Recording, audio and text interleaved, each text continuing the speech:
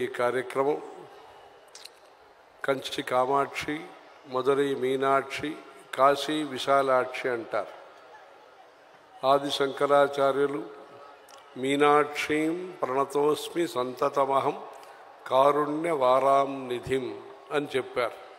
అలా మీనాక్షి పంచరత్నం అని ఒక స్తోత్రాన్ని ఆది శంకరాచార్యులు రాశారు. కారుణ్య వారాం నిధిం, కరుణా సముద్రమైన మీనాక్షి అమ్మవారిని నేను ప్రణామం చేస్తున్నాను, నమస్కరిస్తున్నాను అని ఆది శంకరాచార్యులు చెప్పారు. అలా మీనాక్షి సుందరేశ్వర స్వామి ఉత్సవం మధురైలో మంచిగా జరుగుతుంది. అక్కడ వైగై నది అని ఒక నది ఉంటుంది.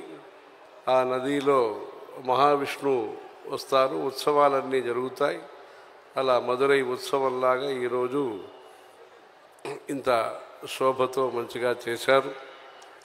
కామాక్షి, కామాక్షి అని 3 అక్షరాలు.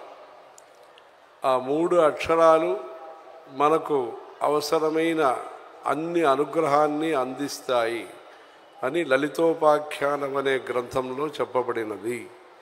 కామాక్షీతి త్రయో వర్ణాః సర్వమంగళహేతవః అని లలితోపాఖ్యానం అనే శ్రీవిద్యా గ్రంథంలో ఇలా చెప్పబడింది.